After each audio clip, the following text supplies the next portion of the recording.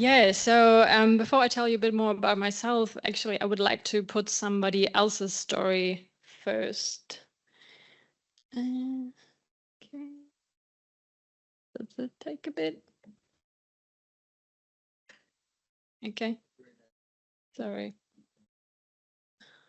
Okay, so I'd like you to consider this quote from a resident on Yunbenun, so not very far from where we are here today. It says, it wasn't my first bleaching event, but it was pretty severe. Literally overnight, it had changed. I was really distressed.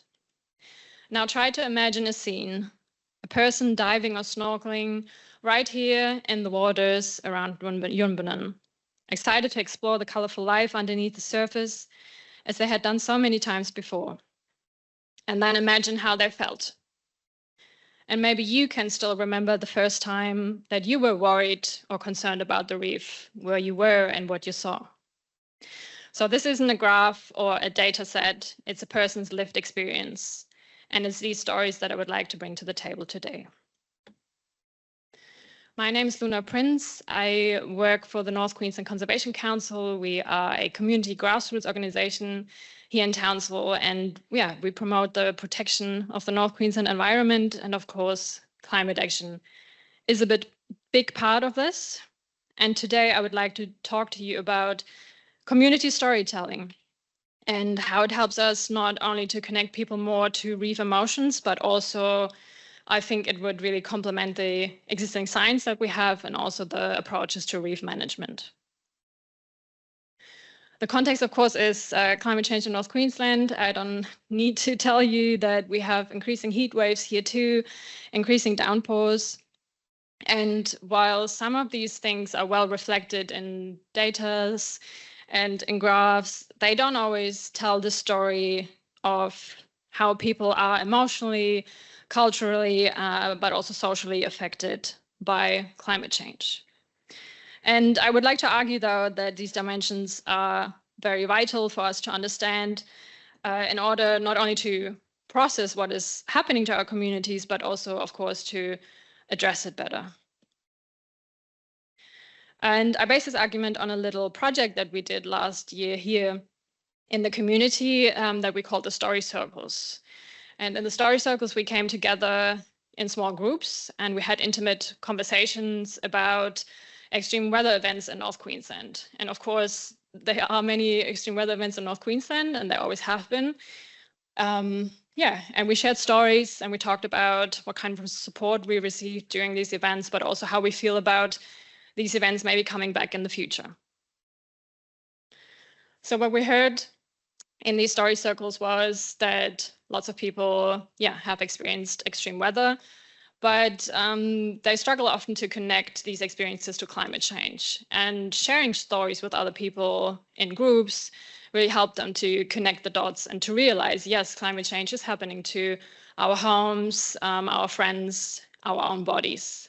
And we also talked about ripple effects, so there's a lot still happening after the initial events, such as mental health stress, financial stress. And some people question whether we are actually in this together because people are affected in very different ways, depending on their living situation, the network that they have. And they feel like we should definitely address it, though, as a community together.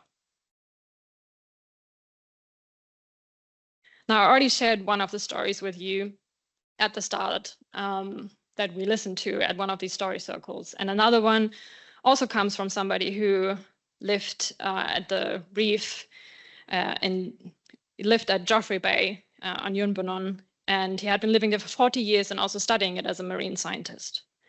And he says the whole reef is just a shadow of what it was. I mean, that's my reef. It's right there.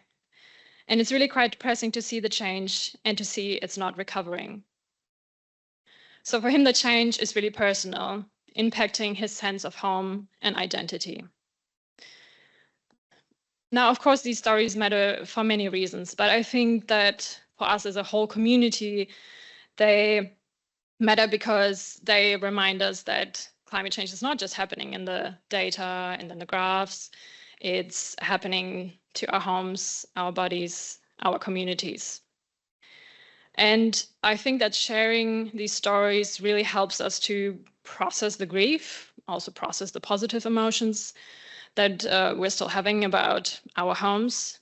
And they really helped us to connect to each other and honestly just to keep going, and build more resilience for what is to come.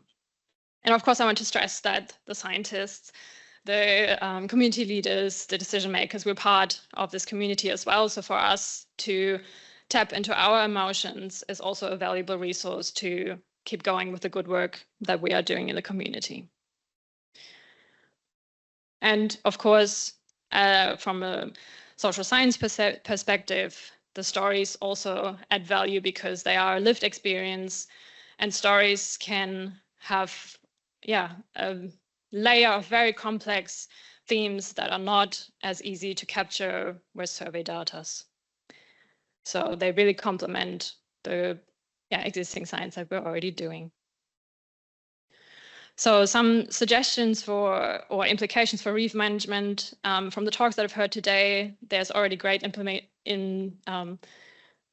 people are already taking some of this on board, which is great to see. That we should include more storytelling into reef management, and we should also really support the existing community stories that are already there, and of course, first and foremost, traditional owners as well that have storytelling embedded in their culture a lot more, for example, than it is true in my culture. I'm from Germany. And we also need to find good methods to translate these stories into decision making. I'm not saying this is easy, it's easily done, but we have to find ways how to translate that better. And the most important point is just to, and somebody said it before already, that cultural knowledge and emotions, that to recognize that this is real, valuable data and not just a matter of consultation. The goal in the end would be to develop a cultural foundation, a culture of care, which is more like a basis where solution and resilience can arise from.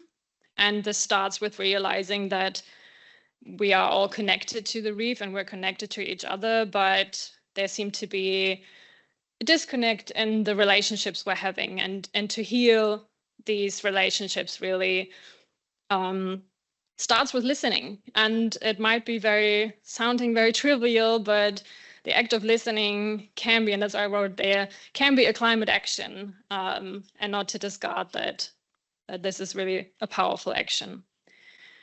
And because we talked about science and trust before, I can only hope also that these stories can really create bridges between the scientific community and the wider community, that the stories really have the power to reach a bit more maybe than some other data can. And then if we build a culture of care, it's really about valuing both the emotional knowledge as well as the ecological data that we need, and of course value as well. So with my last words, I just want you to invite you to look in the work that you are doing, to see where you can include storytelling, and maybe to tap also into your own stories and to really own your story when you're doing the good work that you're doing, and that you can carry your authentic message out there as well when you're interacting with other people. So thank you.